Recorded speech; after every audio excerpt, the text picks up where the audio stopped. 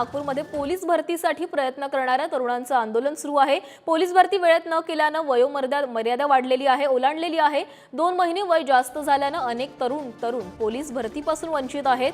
Police भरतीत संधी देण्याच्या मागणीसाठी नागपुरामध्ये आंदोलन सुरू आहे। नागपुरातील संविधान चौकात पोलीस भरतीची तयारी करणाऱ्यांचं हे आंदोलन सुरू आहे। एक संधी मागत आहो, मी काही कोटी अनुदान मागत नाही आहो, काही योजना मंजूर करायला ना मागत आहो। फक्त एक परीक्षेचा प्रश्न आहे। 6 ते 7 महिन्यापासून जर आम्ही निवेदनं देत आहोत, तुम्ही तुमच्या लोकप्रतिनिधीच्याच ऐकून नाही राहिले असं झालं आहे। त्यांचे मागणी पत्र आहे, निवेदन आहेत, मंत्रालयातले सचिव लोकांचे, गृह सचिव, जॉईंट सचिव, एसओडी सर्वांना निवेदन दिले। मग हे मागणी तुम्ही का ऐकत नाही साहेब? लोकसभा निवडणुकीमध्ये या उमेदवारांनी मतदान नाही केलं असं हे सांगत आहेत। आता तुम्हाला निवडणुकीमध्ये फटका बसला आहे, सर्व उमेदवार नाराजी आहे नोकर भरतीवाले।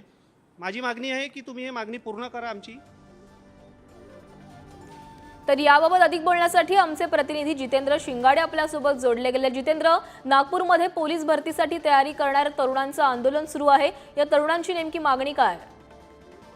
आपण मागेही पाहिलेलं आहे की पोलीस भरतीचा मुद्दा मोठ्या प्रमाणात गाजलेला होता। त्यानंतर सरकारतर्फे आश्वासन देण्यात आलेलं होतं की सर्व विद्यार्थ्यांना समान न्यायानुसार समान संधी देण्यात येईल आणि कोणाचंही नुकसान होणार नाही। मात्र आता पोलीस भरती पद सुरू झालेली आहे आणि अशा परिस्थितीमध्ये जे त्यांची वयोमर्यादा निघून गेलेली आहे त्यांना पुन्हा एक संधी द्यावी, किमान एक संधी द्यावी। कारण कोणाचं 2 महिने तर 3 महिने असं वय निघून गेलेलं आहे, ज्यामुळे ते पोलीस भरतीमध्ये सहभागी नाही होऊ शकत। मात्र त्यांना किमान एक संधी द्यावी यासाठी नागपुरातील संविधान चौकामध्ये हे आंदोलन सुरू आहे। महाराष्ट्रातील अनेक जिल्ह्यातून इथे तरुणी आलेले आहेत जे पोलीस भरतीसाठी तयारी करत होते। मात्र आता काही नियमांमुळे ते पोलीस भरतीच्या परीक्षेत बसू शकत नाही। त्यांना किमान एक संधी द्यावी यासाठी हे आंदोलन सुरू करण्यात आलेलं आहे। आजपासून हे आंदोलन आणखी 2 ते 3 दिवस इथे राहील अशी शक्यता वर्तवण्यात येते। आंदोलन अधिक तीव्र करण्याचा इशाराही आंदोलकांनी इशारा दिलेला आहे। त्यामुळे आता पोलीस पदभरती संदर्भात काही निर्णय घेतं का सरकार हे देखील पाहणं तेवढंच महत्त्वाचं ठरणार आहे। धन्यवाद जितेंद्र, तुम्ही दिलेल्या सविस्तर माहितीसाठी।